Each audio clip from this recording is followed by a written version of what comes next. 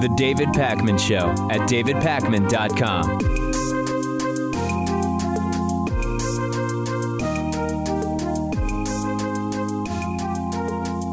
Things got really, really awkward last night at the Republican National Convention in Cleveland, Ohio. Donald Trump, in an effort to, I guess, be friendly and open and whatever else, he offered speaking slots to a variety of his prior Republican primary opponents. Ted Cruz got a primetime speaking slot Wednesday night.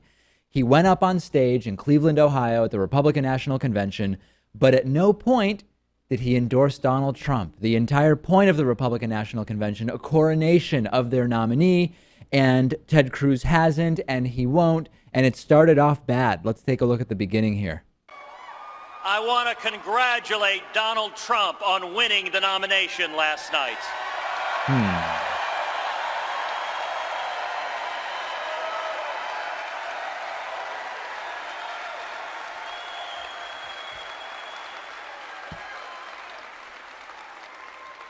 And like each of you, I want to see the principles that our party believes prevail in November.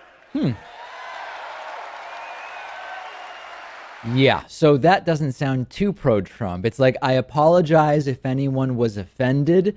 I want to congratulate Donald Trump for officially becoming the nominee, and we should vote our principles. Now, maybe if he had added, and part of voting our principles is electing Donald Trump in November or something else, but no. And many in the crowd started to notice this, booing him as he wrapped up his speech. We'll get to that in a second.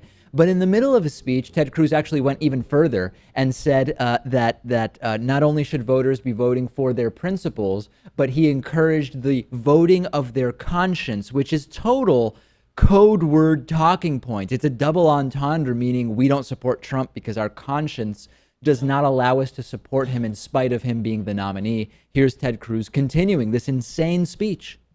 And to those listening, please don't stay home in November. Right.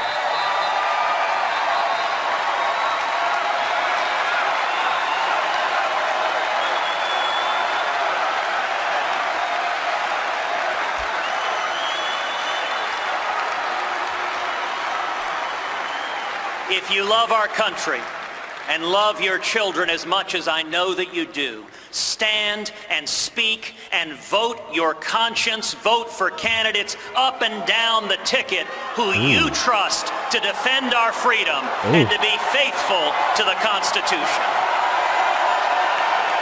Yeah.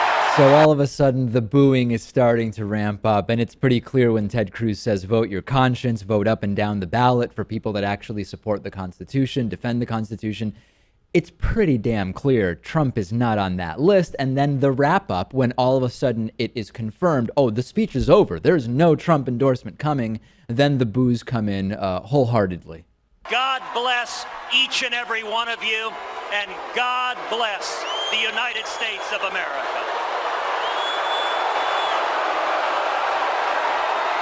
Wow.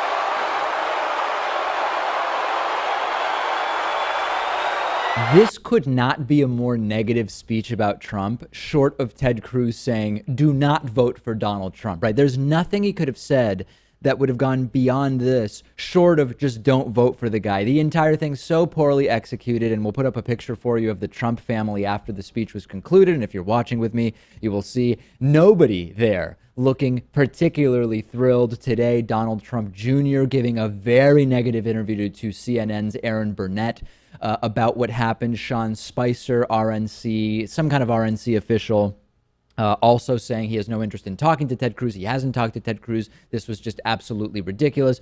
This was one of the most hostile convention speeches, hostile towards the nominee themselves that I can remember.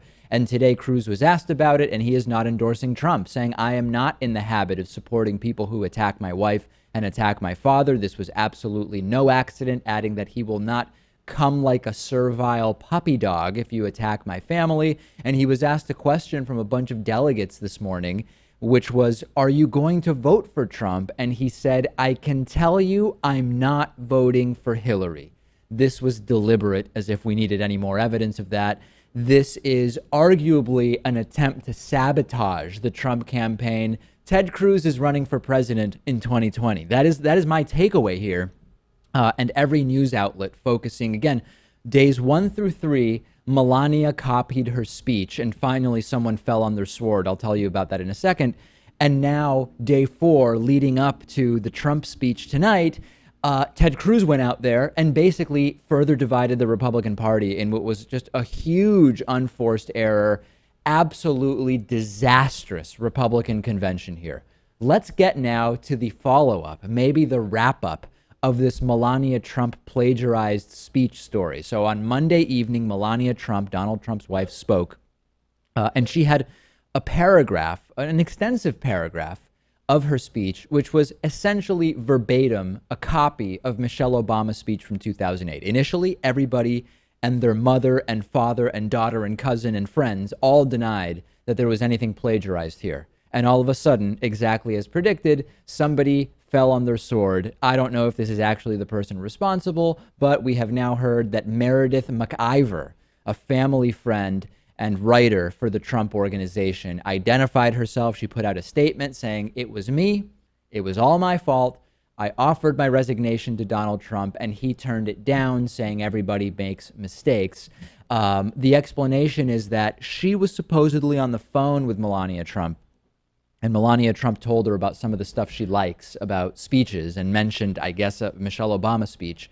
And then it was Ms. McIver who decided to include verbatim, essentially, portions of that speech. Here is Donald Trump talking about this for the first time with George Stephanopoulos and, of course, redirecting. At the speech by Melania, we learned today that as someone who works with you all, Meredith McIver, offered her resignation. Why not accept it? Weren't you angry? Just made a mistake. And I thought it was terrific the way she came forward and just said, look, it was a mistake that I made.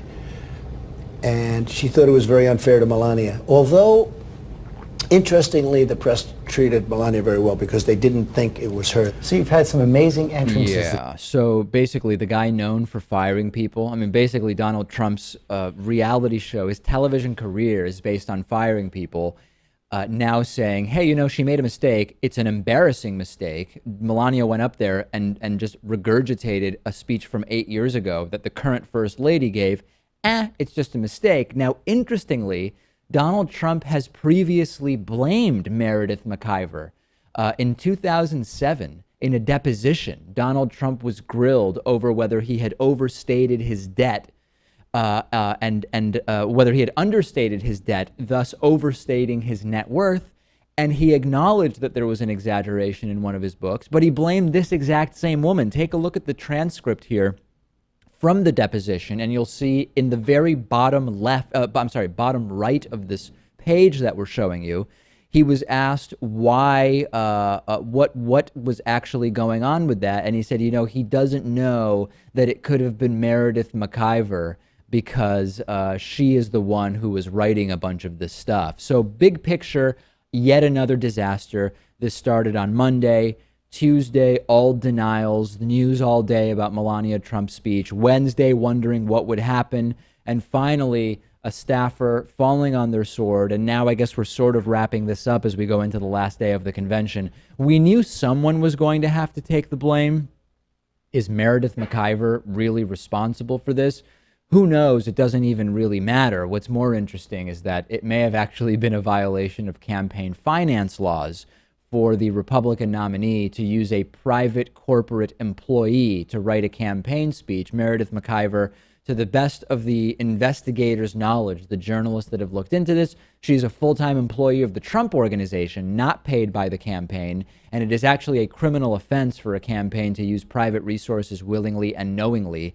Will anything happen? Obviously not. Don't worry about it. Don't even give it another thought, because who cares? It doesn't matter that Trump has been commingling charity donations with campaign events. It doesn't matter that this also may be a violation.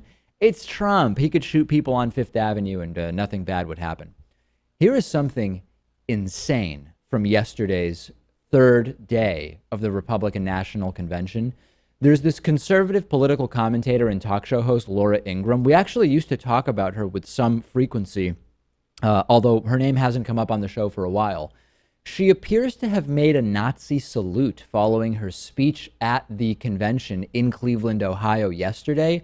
This is very strange. And yesterday I started hearing rumblings of it on social media. I hadn't seen it. And I said, no way. I'm sure if I see this, it would not look anything like the Nazi salute.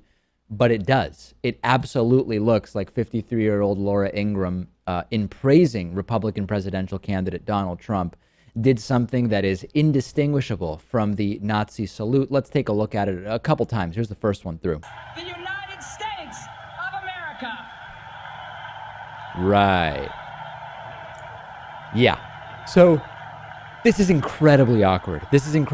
I'm going to play it again for you, this time without audio, and you'll actually notice that immediately after doing the Nazi salute, she seems to recognize that it's a bad idea and awkwardly shifts into some waving. So let's take a look at it now with no audio, and you'll notice immediately after doing the salute there, she sort of immediately tries to just look to the right and shift into waving because she realizes, whoa, wait a second.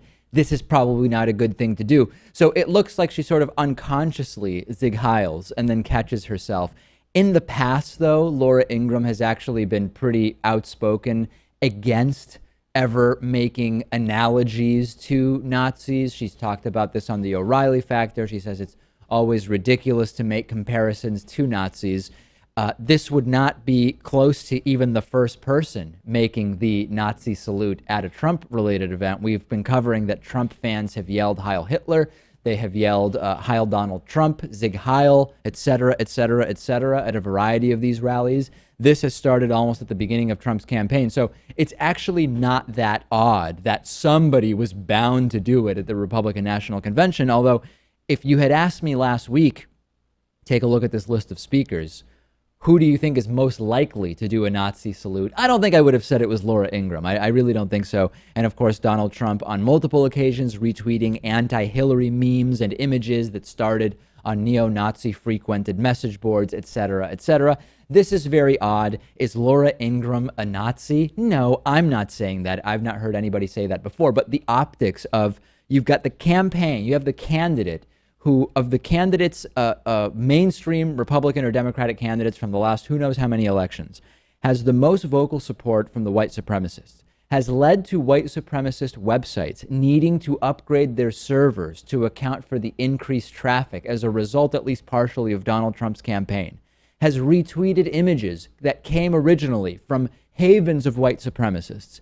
And then someone gets up on the stage at the Republican National Convention and does something that looks absolutely no different than the infamous Nazi salute. What a disastrous Republican convention. We're going to talk to Luke Vargas a little bit later about what needs to happen today on day 4, the 4th and final day of the convention, to try to get something positive out of it, because it has just been all negative. 3 days of Melania Trump copying a speech.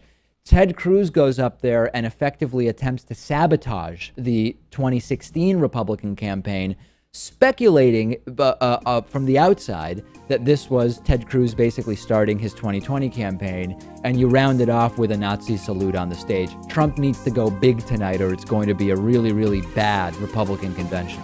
The David Pakman Show at davidpakman.com.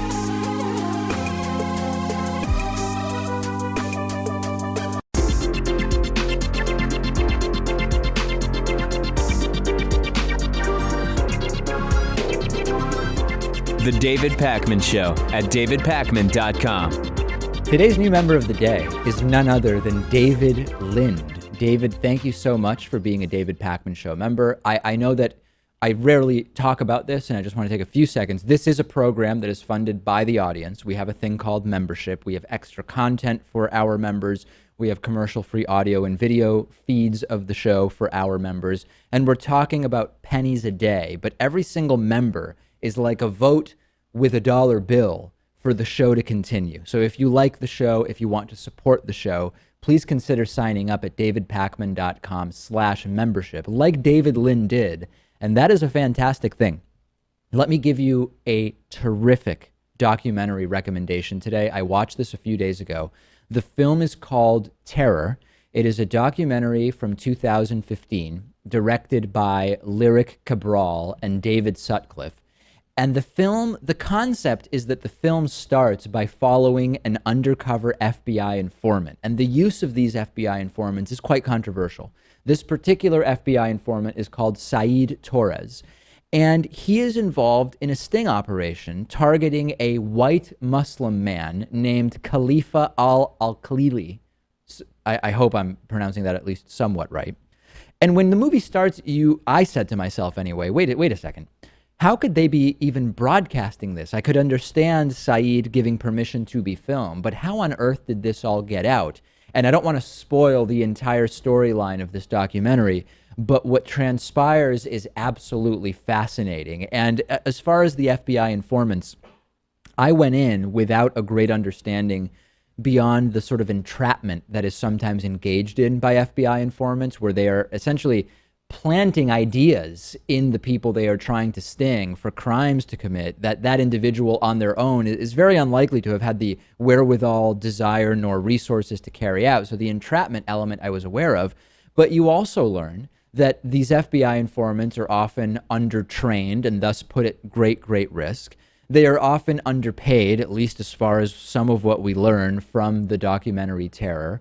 And they are also often managed in a way that actually exposes some lack of competence even by their FBI handlers. And all of this is sort of revealed in the documentary. I don't want to spoil it for you. Check it out. It's on Netflix. I don't know where else it is. It was not on Amazon when I looked, but it is available. We are talking about the documentary film Terror, and all of my recommendations are available at davidpakman.com/recommendations. Let's talk about continued trouble for Donald Trump along the lines of alleged sexual assault. Jill Harth has broken her very long silence about the alleged sexual assault she suffered at the hands of Donald Trump.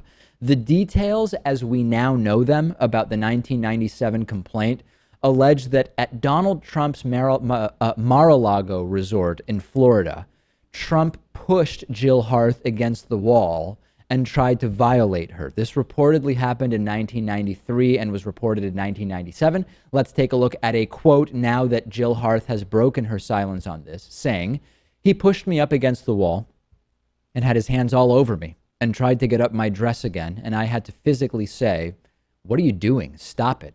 It was a shocking thing to have him do this because he knew I was with George," this is her husband.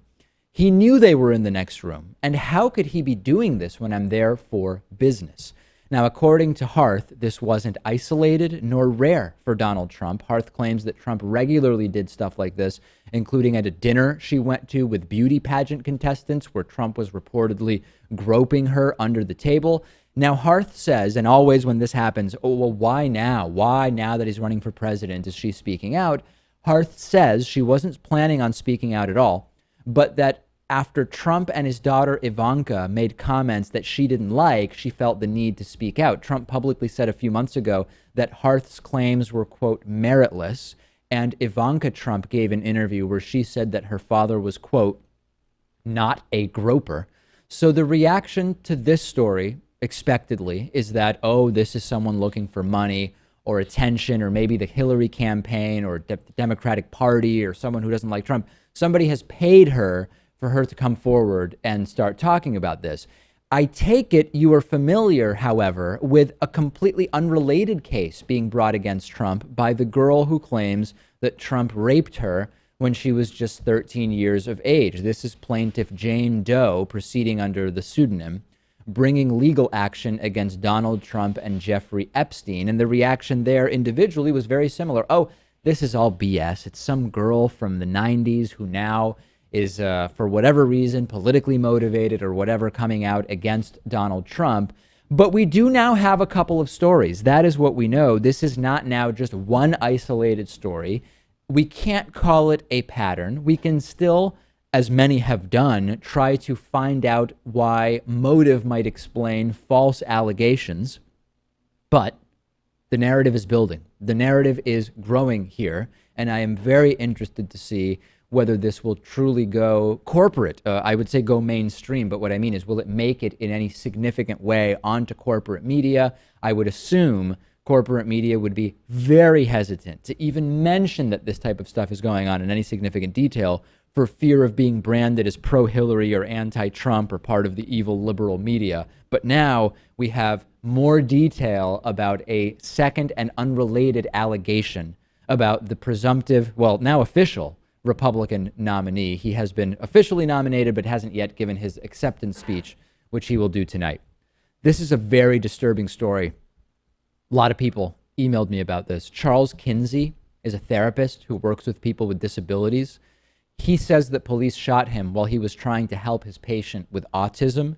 There's cell phone video which has been released, and it shows Kinsey lying on the ground with his hands in the air, sitting next to the man that is believed to be his patient, an individual who suffers from autism, telling officers that weapons are not necessary. And he said, quote, "When I went to the ground, I'm going to the ground just like this here with my hands up. And I'm laying down here just like this, and I'm telling them again, sir, there is no need for firearms. I'm unarmed. He's an autistic guy. He has a toy truck in his hand and nothing else." We also hear in the video, which I'm not going to play, the copyright claims around this video are just swirling, and you actually don't see the shooting on the video. You see some of what went on before the shooting and some of what went on after the shooting. In the video, you also hear Mr. Kinsey asking his patient to calm down. You hear him saying, "Ronaldo, please be still, Ronaldo. Sit down, Ronaldo. Lay on your stomach." This went on for a few minutes before Kinsey was ultimately shot. North Miami police say that the incident began when someone called 911 and said, "Hey, there's a guy walking around with a gun threatening suicide." Now, Kinsey says the man was his patient. The alleged gun was actually a toy truck, which he believes was clearly visible to police. Kinsey was ultimately shot in the leg. The shooting, as I mentioned, not on camera. Now, here's the really big news. The attorney for the involved officer has said the officer doesn't know why he shot Kinsey. This was an interview done with NBC Miami. Kinsey's attorney, Hilton Napoleon, apparently his real name, which is probably a whole other story that I'd be interested in following, said that the officer who shot Kinsey admitted he had no idea why he shot him, saying, "My client asked, 'Why did you shoot me?' The officer told my client," and I may have said that this was the attorney for the officer. This is the attorney for Mr. Kinsey. "My client asked, 'Why did you shoot me?' The officer told my client, 'I don't know.' That was his words verbatim. Another officer asked, 'Why did you shoot this guy?' And the shooting officer said he didn't know why he had shot him." Not good. Not good. And we are continuing our investigation sort of into the bigger picture of, is there racial bias in police shootings? We know that police shootings of black men exceed black men's proportion of the population. The counter argument, as I have made to you, I have no interest in hiding that this is a legitimate counter argument, is, well, let's compare police shootings of black men not to their population, but rather to the prevalence of crime committed by black men. And then, of course, that gets us into a discussion of, well, are even those numbers going to be skewed by some kind of bias? If the narrative is, and it is, that there is a problem in terms of police officers and black men, this individual story, regardless of what the broader statistics will ultimately show, is really, really bad. I mean, there is just seemingly no explanation for this. You have an autistic individual armed with nothing but a toy truck. You have a therapist laying on the ground with his hands up in the air, talking calmly, talking rationally as a professional, trying to de-escalate the situation, and he ends up shot in the leg. What is the silver lining here? Silver lining is that Mr. Kinsey didn't die. That is the silver lining that we have here. And had he been killed by this shot, rather than just shot in the leg, just as if it's no big deal to be shot in the leg, we may never have actually heard more from him about the details here. And that is the sad reality when we think about all of the other instances where someone is shot dead by police and it is controversial and there are questions about whether use of force was even really warranted. too often we never hear from the victim of the shooting because they don't make it. And to the extent that this story can serve to illuminate anything about what's going on with police, to the extent that it fits into a bigger statistical picture that we will ultimately come to you with, hopefully we can learn something from this, because fortunately this was just merely, and it's crazy for me to be saying this, merely a shot in the leg that did not lead to Mr. Kinsey's death. And we'll continue following up and see if we hear more from this cop who admits he doesn't know why he shot Mr. Kinsey. The David Pakman Show at davidpakman.com.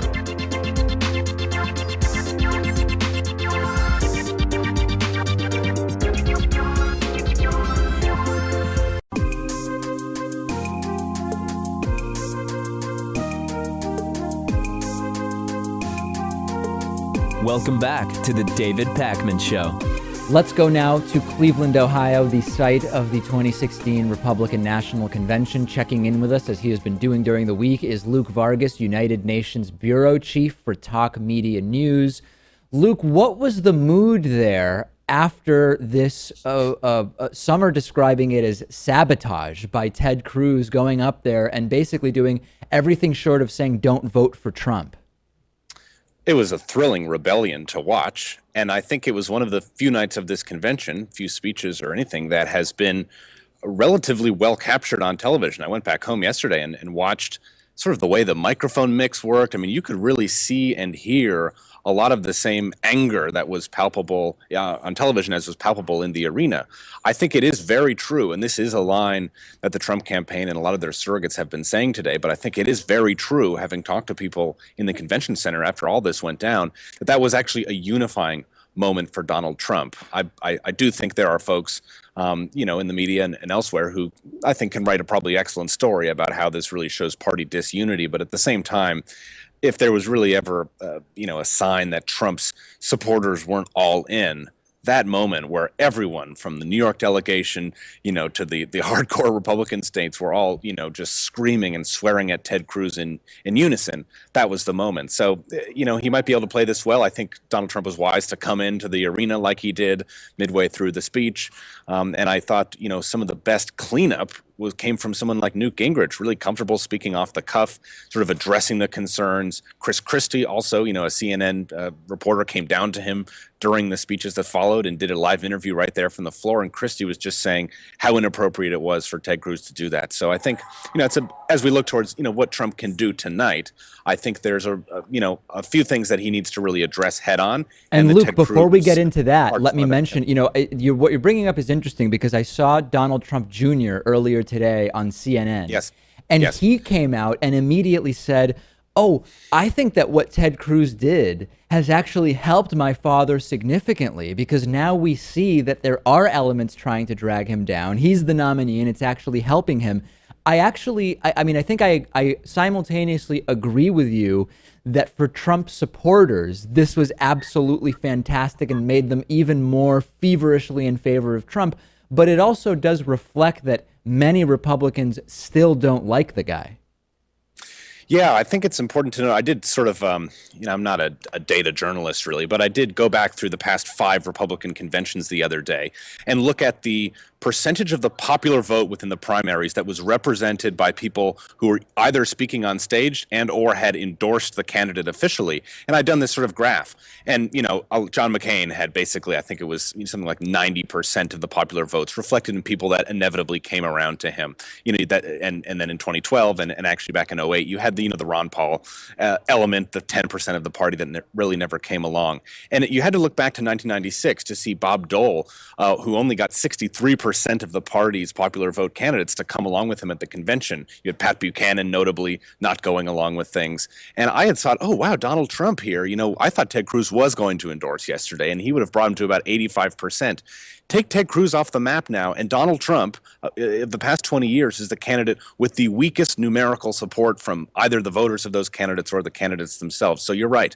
That's a very different article you could write depending on how Ted Cruz did that. But put Kasich and Cruz together, and you've got a substantial part of the party that on paper is not going along with him. So yeah, there's some middle ground there between the sort of, I think, quite savvy response that the Trump family has released following Cruz's remarks yesterday, and the actual numbers, which indicate there is disunity, even if it's maybe not represented on the stage tonight.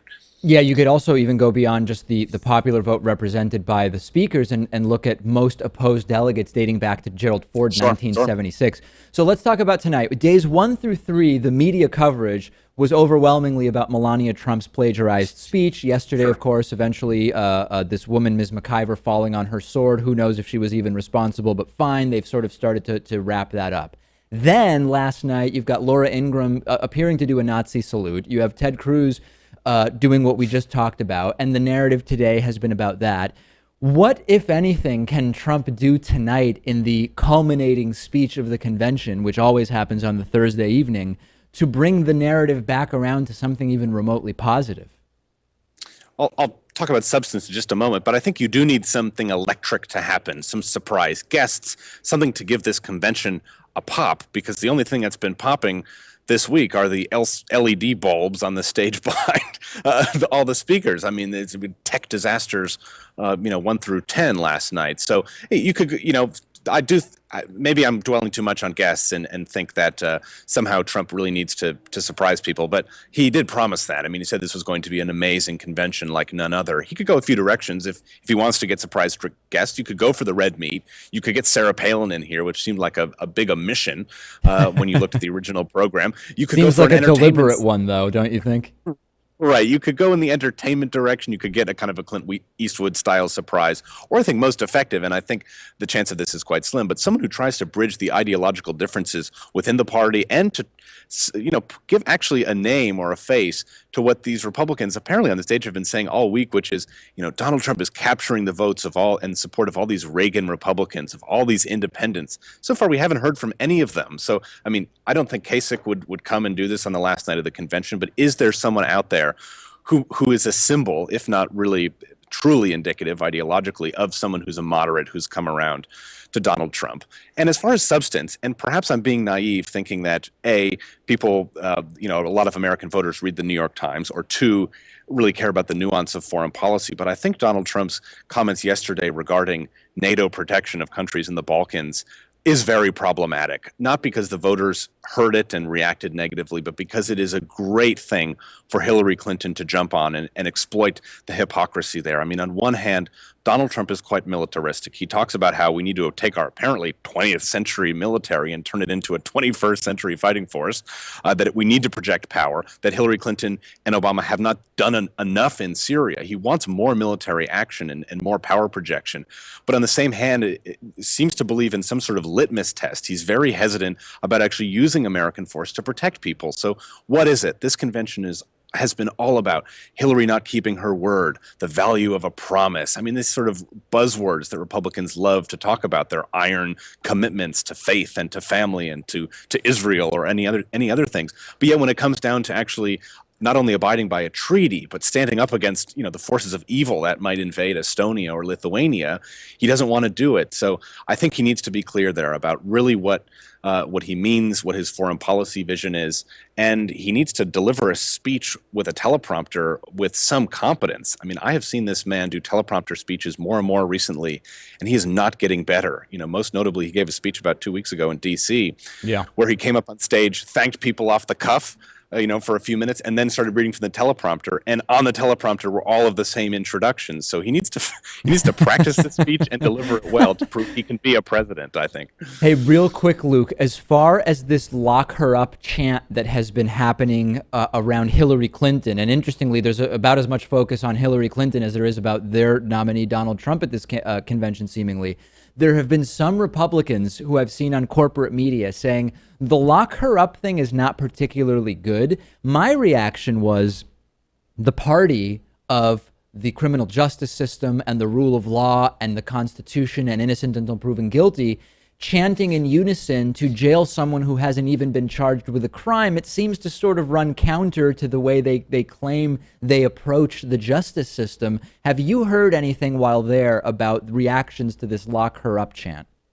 Well, look, people love it here because they disagree about almost everything else when it comes to their own ideological beliefs and having to compromise for Donald Trump. So when there's some really easy phrase that you can chant or some sort of, hand motion that you can do, everyone wants to get along and is so eager to do it. But you're right. I mean, we had people on stage talking about how the internet needs to remain free and the government can't be snooping. These are the same Republican congressmen who have just given blanket support to, NSA surveillance and things like that. So the hypocrisy is rife there. But yeah, I mean, frankly, I think it's more of a media narrative that people are uncomfortable with the lock her up. I mean, people hate Hillary Clinton here, and that's basically the only thing they can agree on. Interesting. So maybe the people talking about that on CNN and Fox News and MSNBC are Republicans who are concerned about the optics, but that actually the people in the room really seem to like it. Very, very interesting. Well said. Luke Vargas, any chance that the guest tonight is the chair Clint Eastwood once spoke to? That'd be funny. I mean, that won't have a technical malfunction, I guess. So that maybe there are some advantages to truly inanimate objects on stage. Go back to wood and prevent the tech disasters. Luke Vargas, Talk Media News, United Nations Bureau Chief. Thank you so much, Luke, as always. Thank you. Bye-bye. I want to present to you now what may be the most awkward moment from certainly this convention in Cleveland, Ohio for the Republicans in 2016, but maybe one of the most awkward moment in decades. After vice presidential, we have the TP ticket, Trump-Pence, the TP ticket is running. Pence gave his speech yesterday, Indiana Republican governor, and afterwards, Donald Trump came out to greet him, and he started to go in to kiss Mike Pence on the cheek, which is perfectly fine, right? Very European, very common in South America, completely normal greeting between two men, no big deal. But Mike Pence clearly did not like it, and it led to what is being now called the air kiss of the 2016 Republican convention. Let's take a look at it. It is amazing. I've been looking at this thing like the Zapruder film of the Kennedy assassination all morning. Take a look.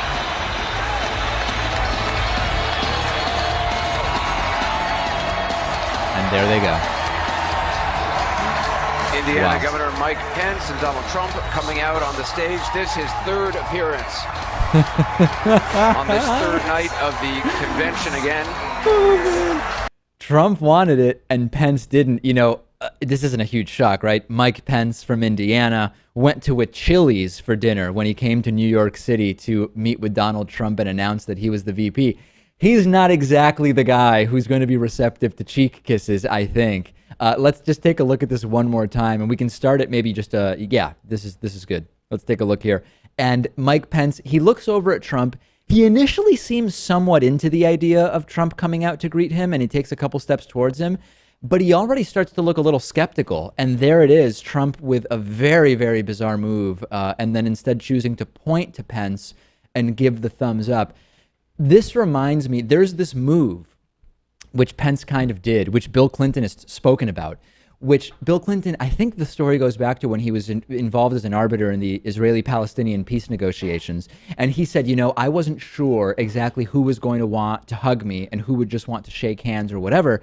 And Bill Clinton talks about this move you can do where when you reach out to shake hands with your right hand, if I'm going to try to describe this for our audio audience, you also put out your left hand and sort of stick it right in the crook of the elbow of the other person, the person who you're shaking hands with, their elbow. And what this does is it basically braces that person. So during the handshake, they can't then transition in any natural way into a hug.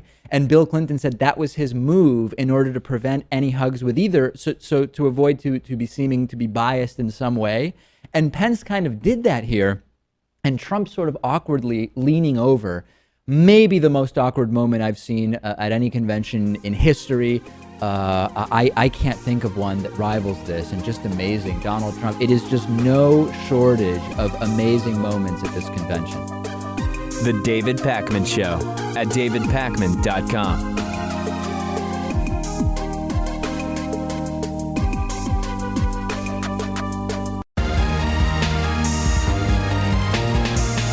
The David Pakman Show at davidpakman.com. You've got to hand it to Republicans. Some of them are pretty clever. Republicans are now trying to use the debt that they created as an excuse to cut programs. The Congressional Budget Office released an updated outlook on the long-term fiscal future of the country, and the budget outlook projects that the national debt is going to grow at a faster rate than projected in last year's outlook. And some Republicans have looked at this and they said, oh, we need to cut programs, of course, programs that support low and middle income Americans. Shortly after the CBO published the new data, the House Budget Committee Chairman, Tom Price, who's a Republican, said in a statement, these debt projections portend a horrible fiscal legacy, and specifically expressed that he's alarmed about the insolvent Medicare and Social Security programs. But what caused the higher debt projections? We hear about the higher debt projections and Republicans say, well, let's cut programs. Was it outrageous spending by President Obama on stuff that Republicans say we don't need? No. This increase in the debt was caused by Republican tax cuts passed in Congress last year for businesses without a way to pay for those tax cuts. And President Obama did sign the tax cuts into law. Congress included some tax relief for working families alongside the tax cuts for businesses. And by the way, last year, when Republicans were called out about the negative impact that this would have on the debt, to have $700 billion in unpaid tax cuts added, Republicans didn't care. At the time, we heard, for example, from Peter DeFazio from Oregon, a Democrat, if you're concerned about the deficit, why do you write off all this money without an offset? And it is almost brilliant. I mean, you create a situation where Republicans say, look at this terrible debt, without mentioning which we created, that now justifies cutting the social programs, which, by the way, we were against to begin with. Oh, and blame Obama, right? This is understandably way beyond what the casual news observer will hear about. People are busy. Not everyone is into politics and news at this level. This is one of the oldest tricks in the book, and it's truly reprehensible. It's similar to something I never mentioned when something they never mentioned when they talk about, oh, security was cut in Benghazi, blame Hillary. Well, yeah, but who voted against increasing security in Benghazi? Many, many, many Republicans, and it wasn't just Benghazi. It was funding for consulate and embassy security at many locations. And if you have just a casual news observer who says, oh, yeah, what's going on today? Oh, Republicans, they're being fiscally conservative by saying the debt's going up, we should cut programs. Well, yeah, but that's because of something they did. And these are programs that they were always against. It is the oldest trick in the book, and it works because people have lives and people are busy. Let's talk a little bit about the TSA. TSA, which provides airport security and screening, has had a less than stellar track record with regard to everything for about the last 10 years. Previously, I told you that in a test operation where banned items were attempted to go through TSA security just to see if the TSA would catch them, 95% of banned items made it through TSA screening. Okay, this includes everything from items that were not real bombs but should have been identified as such, knives, liquids that are too big, everything under the sun, right? 95%, that's 19 out of 20 banned items, made it through TSA security. Okay, disaster, absolute disaster. Now, we have learned that nearly half of the TSA's 60,000 employees have been cited for misconduct in recent years, according to a study, but that statistic is a little bit misleading, and I'll tell you why. It's still not good, though. Complaints are up 28% over the last 3 years. Larger airports are averaging about a complaint a week. Long lines may be causing some of the spike in complaints, but the misconduct that is detailed in the report doesn't have that much to do with the long lines. Number one, attendance issues are a huge part of the problem. Not surprising if you have underpaid individuals with relatively low training and job engagement. People are probably going to call out quite a bit, not a shock at all. Let's take a look at a quote about this report that came out from the House Homeland Security Commission. Almost half of TSA's entire workforce allegedly committed misconduct, and almost half of that number allegedly did so repeatedly. According to TSA data from fiscal year 2013 through 2015, almost 27,000 unique employees had an allegation of misconduct filed against them. Moreover, about half of those employees had 2 or more misconduct allegations filed against them, with some employees having 14, 16, and 18 allegations. In fact, 1,270 employees had 5 or more misconduct allegations. Now, let's look at some of the details. Here is a table which outlines some of the types of allegations that have been made, and you'll take a look at it, and there are some sort of unusual things about it. Neglect of duty includes a whole bunch of different stuff. Sexual misconduct and abusive language are rolled into a single category. It would probably be useful to see those separated out. 57% is unexcused or excessive absences or tardiness, absent without leave, failure to follow leave procedures. And then there's the big problem, the bigger problem with the study in general, which is that the way they calculated the percentage is sort of incorrect. 27,000 unique employees had misconduct claims, and currently the TSA has 60,000 employees. So if you do the math, 27,000 divided by 60,000, it sounds like nearly half. But the reality is that you have to consider how many employees the TSA had going back to 2013, right? How many people quit or were fired and rehired. The percentage would be much lower. There's a very high turnover rate at the TSA, and this is sort of part of the problem, actually. But the numbers are a little bit deceptive. Now, that being said, we have a real problem here at the TSA. We have an agency that is in charge of keeping us safe on planes, which planes have become and are a known target for terrorist attacks. 95% of banned items get through. All sorts of personnel issues, including an incredibly high turnover rate, sexual assault claims, rampant truancy, seemingly. This is a real problem. But the thing is, can we really be that surprised about it? We have, as I've mentioned, very limited training programs for TSA agents. We have quite low wages for TSA agents, particularly when you consider many airports are not located in generally populated areas. So you have people that, on top of not being well paid, have relatively long commutes, at least in many parts of the country. Who thinks that this is going to lead to an engaged and effective workforce? Now, that's not to say that the TSA doesn't have deterrent value, because even if you believe that any individual TSA agent might not be on their game or might be upset about being underpaid or whatever it is that's going on, it still represents a pretty significant risk to actually try to really get through TSA security with seriously dangerous items. So the mere existence of the TSA, no doubt, is a sort of deterrent in and of itself.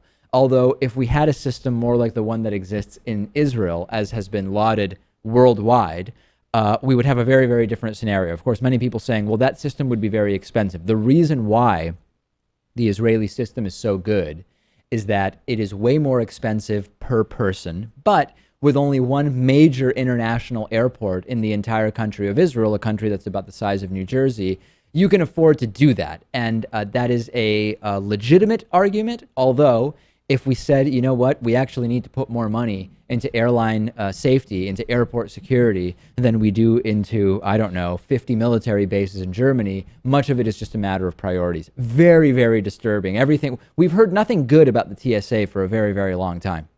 We have a voicemail number, and that number is 219-2-DAVID-P. Call anytime. Here's a voicemail I received. Well, I've been using this chance at the craziest Republican National Convention that I've seen so far, which is probably saying something, but to take a little lighter side of it for myself. I like to put it on mute and see if it syncs up to any Pink Floyd music. I find every bit of it and every bit of Pink Floyd music does sync up very well. Yeah. It's an hilarious time. Yeah, very psychedelic Republican National Convention, particularly if you play it to Pink Floyd music. What I actually did yesterday was I played Led Zeppelin 4 backwards, and it synced up perfectly. I mean, when Ted Cruz was speaking, I had Led Zeppelin 4 going backwards, and it was just amazing. It was a completely eye-opening experience. And I recommend you try that. On the bonus show today, we will talk about rideable luggage. We will talk about a defense technology company buying one of those hoverboard companies. You've seen the kids these days walking around with those. We will also talk about Japan no longer producing VCRs. The shocking revelation is Japan was still producing VCRs, and they've now made an announcement that they will no longer be producing them. Get instant access to the bonus show, davidpakman.com/membership. Instant access. What could be better than that?